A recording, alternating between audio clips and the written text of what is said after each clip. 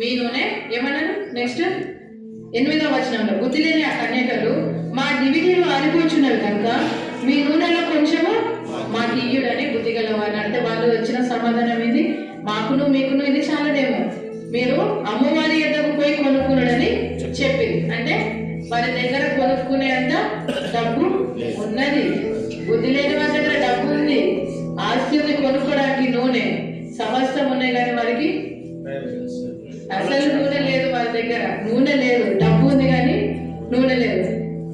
వారు కొనబోచుండగా పెళ్లి కుమారుడు వచ్చాడు. అప్పటి వరకు వచ్చిందా? వీళ్ళు అడిగినప్పుడు వచ్చిందా? నూనె ఇయ్యండమ్మా నూనె ఇయ్యండమ్మా అని అడిగినప్పుడు వచ్చిందా? రాలేదు. నెక్స్ట్ ఎప్పుడు వచ్చిండు? వీళ్ళు ఎప్పుడైతే కొనుక్కోవడానికి వెళ్ళిపోయారో, అంటే ఏ రాడు వచ్చలే ఇంకా లేట్ చేస్తున్నాడు కదా, పోయి నూనె తెచ్చుకుందామని వాళ్ళకు రియలైజేషన్ వచ్చి వాళ్ళు వెళ్ళిండ్రు కొనుక్కోవడానికి వెళ్ళినప్పుడు ఎవరు వచ్చారు? పెళ్లి కుమారుడు వచ్చాడు. ఓకే, తర్వాత అప్పుడు సిద్ధపడి ఉన్న వారు అతనితో కూడా పెళ్లి విందుకు లోపలికి పోయి. ఈరోజు దేవుడు మనతో మాట్లాడే వాక్య భాగం ఏంటంటే సిద్ధపాటు గురించి. ఏంటి సిద్ధపాటు?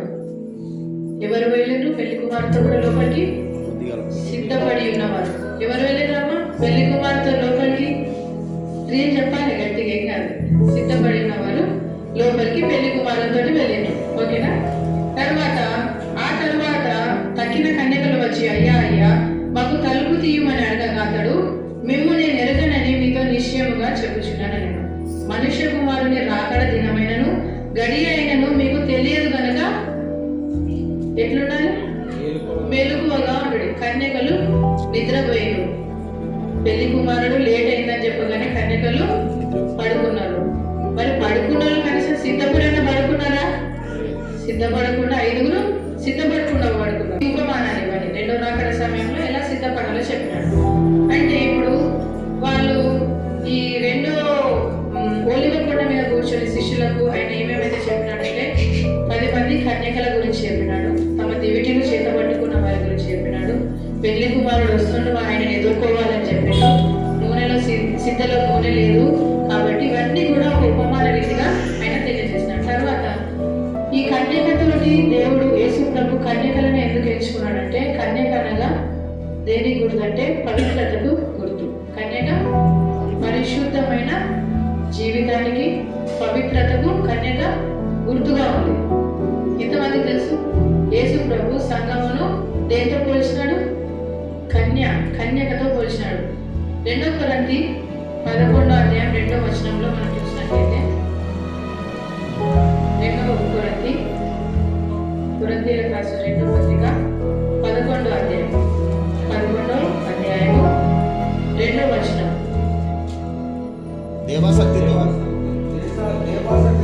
దేవాసక్తితో మీ ఎడల ఆసక్తి కలిగి ఉన్నాను, ఎందుకనగా పవిత్రురాలైన కన్యకులుగా ఒక్కడే పురుషునికి అనగా క్రీస్తుకు సమర్పింపవలనని మిమ్మును ప్రదానము చేసి. ఎట్లా?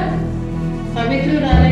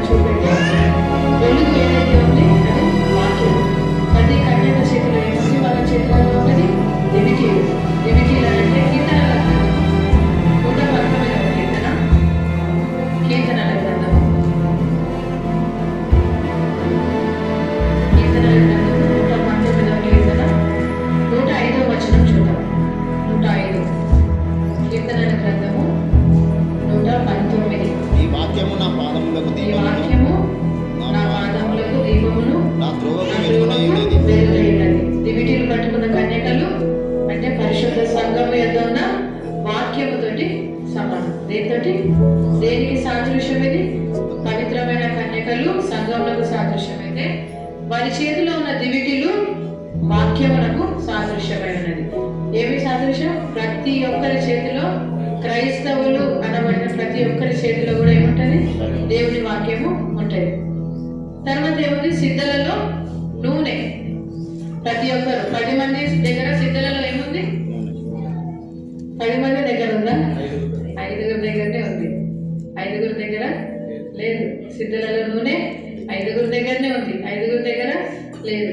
సిద్ధలలో నూనె ఉన్నవారు సిద్ధపడి ఉన్నవారు. దేవుడు యేసు ప్రభు ఇక్కడ అన్యజనుల గురించి చెప్పట్లేదు. ఎవరి గురించి చెప్పట్లేదు? అన్యజనుల గురించి చెప్పట్లేదు. అలా అయ్యే ముందు పరిశుద్ధాత్మ మన లోపల ఉంటాయి. అంటే మన సిద్ధలలో నూనె ఉంటే ఆయన ఏం చెప్తాడు? ఇది తప్పు, ఇది ఒప్పు. అది మనకు ఆ గ్రహింపు ఇప్పటికే మనకు ఉండాలి. ఇప్పటికే సంఘానికి ఏముండాలి? సిద్ధపాటు కలిగి ఉండాలి. ఆయన రాకడ సమయంలో మన సంఘము ఎత్తబడి గుంపులో ఉండాలి. 2025 సంవత్సరం పెళ్లి కుమారుడు ఆలస్యం చేసినాడా? చేసిందా? రాలేదు. 2026 సంవత్సరం చేస్తాడు కావచ్చు, 2027 సంవత్సరం కూడా చేస్తాడు కావచ్చు. కానీ 2026 సంవత్సరంలోనే వస్తే పెళ్లి కుమారుడు అర్ధరాత్రి వేళ 2025 రాలేదు, దేవుడు 2026 వస్తాడు కావచ్చు అని అనుకునేటట్టు ఉందా? మనం రాలే, అప్పుడు రాలేదు, ఇప్పుడు కూడా రాలేదని మనం నిద్రపోతే ఆయన వస్తే మన పరిశుద్ధాత్మ దేవుని నడిపింపు, ఆయన సహవాసము మనతో ఉన్నప్పుడే మనకు ఆయన ఎప్పుడు వచ్చేది మనకు తెలుస్తుంది. పరిశుద్ధాత్మ దేవుడే అది మనకు తెలియజేస్తాడు. కాబట్టి సిద్ధలలో నూనె దేనితోటి సాదృశ్యం అంటే మన హృదయంలో పరిశుద్ధాత్మ దేవునితోటి సాదృశ్యం. ఒకసారి చూద్దాము. పరిశుద్ధాత్మ దేవుడు మనల్ని సర్వసత్యంలోనికి ఎలా నడిపిస్తాడంటే 1 కొరింథీ 3:16 చూడండి. కొరింథీయులకు రాసిన మొదటి పత్రిక, కొరింథీయులకు రాసిన మొదటి పత్రిక 3వ అధ్యాయం. మీరు దేవుని ఆలయమై ఉన్నారనియు, మీరు దేవుని ఆలయమై ఉన్నారనియు, దేవుని ఆత్మ మీలో నివసించుచున్నాడని, దేవుని ఆత్మ మీలో నివసించుచున్నాడని మీరు ఎరుగరా అని అంటే మనకు తెలుసా తెలియదా? మీకు తెలుసా అని అడుగుతున్నాడు. అంటే ప్రతి ఒక్కరి లోపల కూడా పరిశుద్ధాత్మ దేవుడు నివసిస్తున్నాడు. కానీ అది మనకి ఏం కావాలి? మనకు తెలియాలి. నా లోపల పరిశుద్ధాత్మ దేవుడు ఉన్నాడు, ఆయన నేను దుఃఖపరచొద్దు. పరిశుద్ధాత్మ దేవుడు ఎవరి లోపల ఉన్నాడు? మన లోపలనే ఉన్నాడు. కాబట్టి ఆయన మనం దుఃఖపరచొద్దని మనకు తెలియవాలని. కాబట్టి పరిశుద్ధాత్మ దేవుడు మన లోపల నివాసం చేస్తున్నాడు. రెండోది, పరిశుద్ధాత్మ దేవుడి చేత మనము ముద్రించబడి ఉన్నాం. మొదటిది ఏంటి? పరిశుద్ధాత్మ దేవుడు మనలో నివాసం చేస్తున్నాడు. మొదటిది ఏంటి? పరిశుద్ధాత్మ దేవుడు మనలో నివాసం చేస్తున్నాడు. రెండోది, మనం పరిశుద్ధాత్మ దేవుని చేత ముద్రించబడి ఉన్నాం. ఏమైనా ముద్రించబడి, ముద్ర అంటే ఏంటి? Stamp, seal. గవర్నమెంట్ వచ్చి దేనికన్నా ముద్ర వేసిందంటే వేరే ఎవరైనా కామన్ పీపుల్ టచ్ చేస్తారా దాన్ని? గవర్నమెంట్ వచ్చి ఏదైనా సీల్ వేసింది దేనికన్నా ముట్టుకుంటారా ఎవరైనా దాన్ని? పరిశుద్ధాత్మ దేవుడు మన ఆత్మకు ముద్ర వేసిందంటే సాతానుకు కానీ, సాతాను శక్తులకు కానీ, మనుషులకు కానీ ఎవ్వరు కూడా మనల్ని ముట్టుకోలేదు. అంతే. ఆయన చేత మనము పరిశుద్ధాత్మ దేవుని చేత మనం ముద్రించబడి ఉన్నాం. ఆ వాక్యం కూడా చూద్దాం. ఎఫెసీయులకు రాసిన పత్రిక 1వ అధ్యాయము 13వ వచనం. ఎఫెసీయులకు రాసిన పత్రిక 1వ అధ్యాయము 13.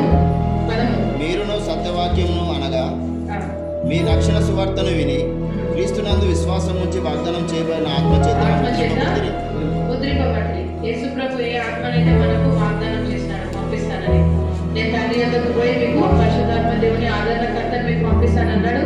ఆయన పంపించినాడు. ఆత్మచేత మనము ముద్రించబడి ఉన్నాం. అంటే మొదటిది పరిశుద్ధాత్మ దేవుడు మనకు నివాసమైనాడంటే పరిశుద్ధాత్మ దేవుడు ఎక్కడున్నాడు? మనలోనే ఉన్నాడు. రెండోది, పరిశుద్ధాత్మ దేవుని చేత మనము ముద్రించబడి ఉన్నాం. మూడోది, పరిశుద్ధాత్మ దేవుని చేత మనం నడిపించబడుతున్నాం. పరిశుద్ధాత్మ దేవుని చేత మనం నడిపించబడుతున్నాం. రోమా పత్రిక 8వ అధ్యాయం 14వ వచనం చూడండి. రోమా పత్రిక 8:14. దేవుని ఆత్మ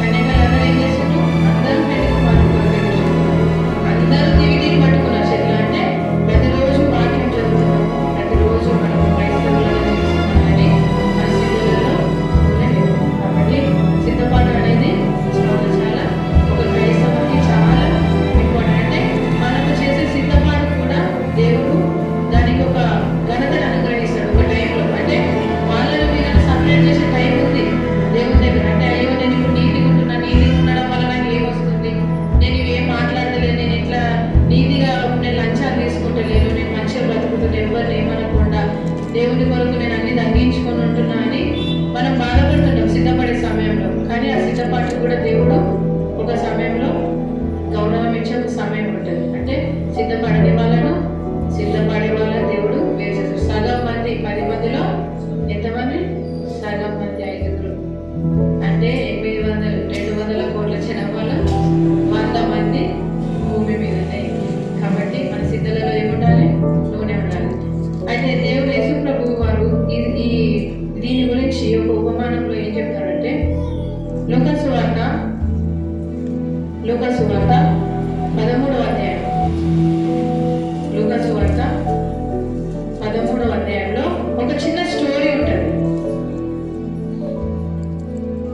లూకాసు వార్త 13వ అధ్యాయము 6వ వచనం నుండి 9వ వచనం వరకు చదవండి. మరియు ఆయన ఈ ఉపమానం చెప్పాను. చదువు. ఒక మనుషుడి ద్రాక్ష తోటలో ద్రాక్ష తోట దేనికి సాదృశ్యం అంటే లోకమునకు సాదృశ్యం. ద్రాక్ష తోట లోకమునకు సాదృశ్యం. దాంట్లో ఏం నాటినాడు? ద్రాక్ష తోటలో అంజూరపు చెట్టును నాటిండు ఒక మనుషుడు. నెక్స్ట్ అతడు దాని పండు తినగలిగినప్పుడు ఏమీ దొరకలేదు. అతడు ఎవరు?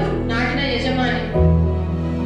అంజూరపు చెట్టును నాటిన యజమాని పండ్ల కోసం వచ్చాడు దానికి, కానీ దానికి ఏం పండ్లు దొరకలేదు. కనుక ఇదిగో 3 ఏళ్ల నుండి నేను ఈ అంజూరపు చెట్టున, అంటే అప్పుడే రాలేదు ఆయన, 3 years నుండి వస్తూనే ఉన్నాడు. ప్రతి ఇయర్ వస్తున్నాడు, వెతుకుతున్నాడు, వెళ్ళిపోతున్నాడు, వస్తున్నాడు, వెతుకుతున్నాడు, వెళ్ళిపోతున్నాడు. ఓకే, అంటే ఆయన రాకుండా ఒకటేసారి వచ్చిందా? ప్రతిసారి కూడా దేవుడు మన జీవితంలో వీరు సిద్ధపడుతున్నాడా లేదా అని మనల్ని గమనిస్తూనే ఉంటాడు.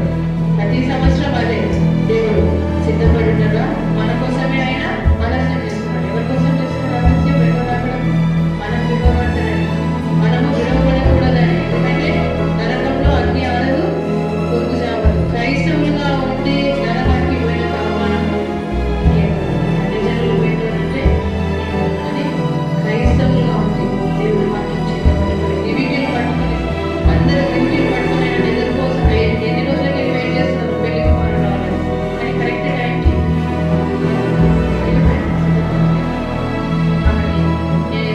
నెక్స్ట్ చూడండి. దొరకలేదు. దీనిని నరికివేయము, దీనిని నరికివేయము, వ్యర్థమైపోవాలని ద్రాక్ష తోట వారితో చెప్పాడు. అయితే వాడు అయ్యా నేను దాని చుట్టూ నవ్వి ఈ సంవత్సరం కూడా ఉండనివ్వు అతనితో చెప్పాడు. ఇప్పుడు ఏమంటామైతే ఒక్క సంవత్సరము ఆగు అని యేసు ప్రభు ఎవరిని వేడుకుంటున్నాడు? తండ్రి, ఈ ఒక్క సంవత్సరము ఆగు. ఎందుకు? ఫలాలు కనబడతలేవు, తీసేద్దాం. సిద్ధపడని వాళ్ళను సిద్ధపడిన వాళ్ళను సిద్ధపడని వాళ్ళను సపరేట్ చేసేద్దామని తండ్రి అంటే యేసు ప్రభు మనల్ని ప్రేమించే దేవుడు, ప్రేమగల దేవుడు, కరుణగల దేవుడు ఏమన్నాడు? ఈ ఒక్క సంవత్సరము దానికి మళ్ళా నేను దానికి ఏమేమి కావాలో, అది ఎట్లా ఆత్మలో బలపడాలి, అవన్నీ కూడా నేను దానికి వేస్తాం. ఈ ఒక్క సంవత్సరం చూద్దాం, టైం లేకుంటే దాన్ని నరికివేద్దాం. మొత్తం బైబిల్